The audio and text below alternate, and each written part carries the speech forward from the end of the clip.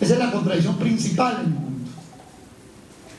Estados Unidos es la gran superpotencia. Como dicen algunos analistas políticos, el hegemón tiene la hegemonía mundial. Pero la hegemonía está sujeta a dos contradicciones. Una, la que enfrenta con sus propios problemas, con sus propios talones de Aquiles. Y otra, la que enfrenta con otros que le disputan esa hegemonía. En última, partimos de un panorama general que el mundo ha vivido desde comienzos, de finales del siglo XIX y comienzos del XX.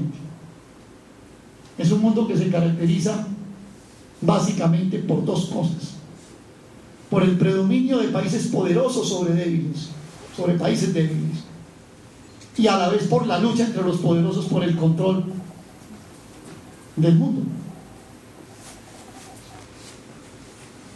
Y eso, que suena tan sencillo y que es una cosa casi evidente,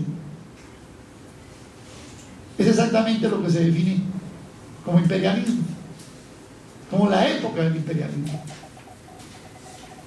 Le preguntaban a alguien: ¿qué es el imperialismo? ¿Qué es la época del imperialismo?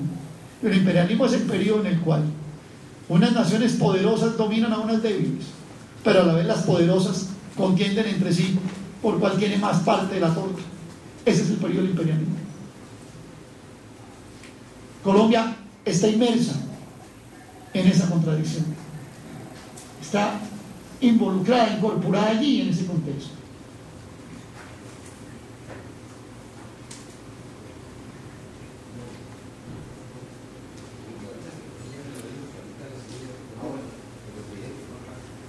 ¿Y qué tanto afecta a nuestro país esto?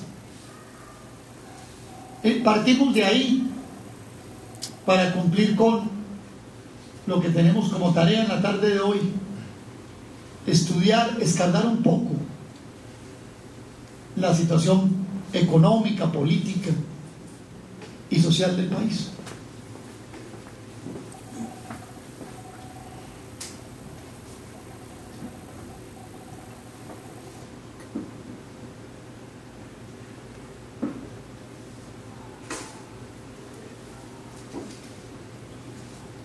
Después de 1990, hace 20 años, cuando se implanta en el mundo lo que todos conocemos como la globalización, las aperturas,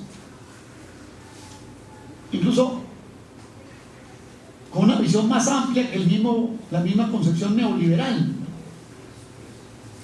Lo neoliberal en general se supedita, se restringe a lo económico, que por supuesto es fundamento y a la vez cometido de la globalización. Pero esto adquiere coberturas mucho mayores que lo económico.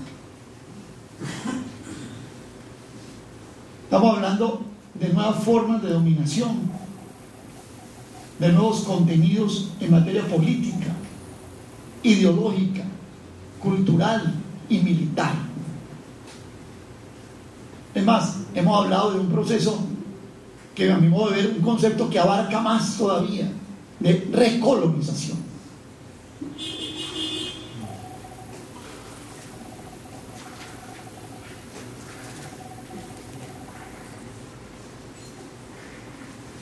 Y este es un proceso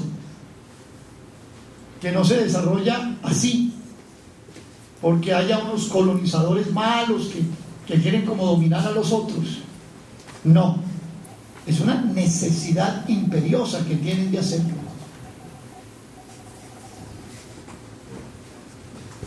Si no hay recolonización, no hay hegemonía. Si no hay recolonización, no hay predominio. Si no hay predominio, hay bancarrota. Y se vuelve de esa manera una contradicción entre sí. Quienes ejercen el dominio y la hegemonía superviven o superviven las naciones a las que están sometidos. En esa contradicción nos movemos.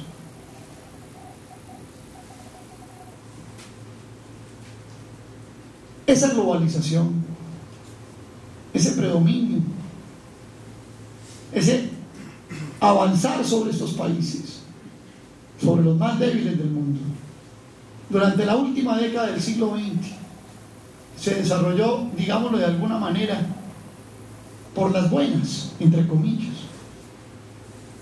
con la OMC, con la Organización Mundial del Comercio, que con el Fondo Monetario, que tal instituto venía, el Banco Mundial, y daba unas recomendaciones, y se iba profundizando esto. Y eso no bastó. Una cosa que era un sueño global para el capitalismo, un sueño para el capitalismo de tener un mercado global. Ya en 1995, 98, ya habían instalado un mercado donde podían ir los capitales y volver las mercancías, correr de un lado para otro, del sur al norte y del oriente a occidente.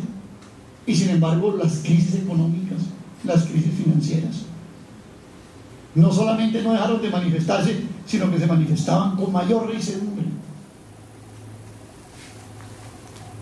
Y esto empieza a volverse una especie de el perro que se quiere comer la cola, ¿sí? Se domina para socavar las crisis. Aparecen nuevas crisis, hay que volver a profundizar en dominación. Pareciera una especie de círculo de nunca acabar.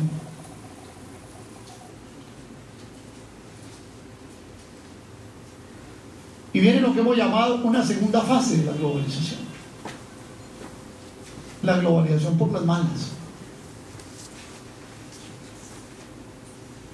Que uno podría decir que su primera gran campanada de inicio son las invasiones a Afganistán y a Irak. Muy recientemente, antes de estas invasiones, informes del Banco Mundial, informes de los organismos internacionales decían: ya hay 3.000 millones de personas en el mundo en la globalización, pero faltan otras en las que ya no entraba el Fondo Monetario ni el Banco Mundial. Había que entrar con el portaaviones John Kennedy y demás. Verdaderos ejércitos ambulantes, modernos.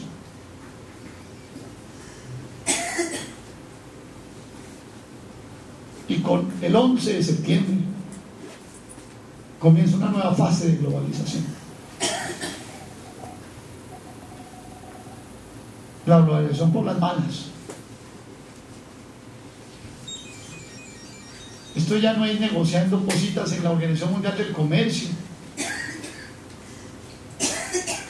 ni que mandamos unos economistas neoliberales a que dicten ahí unas medidas. Ahora es con el US Army encabezando la misión, como en la época de las cruzadas.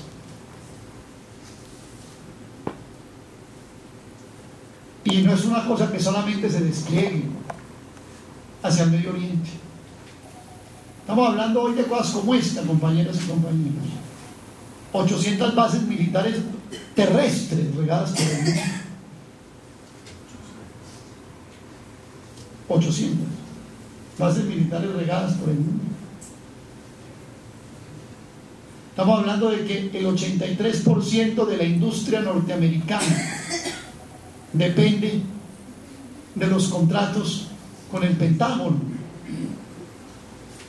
lo que llaman el complejo militar industrial norteamericano. Y los gringos ya no hacen camisetas ni tenis, hacen exportaviones. La Boeing produce más motores para aviones de guerra que para aviones comerciales.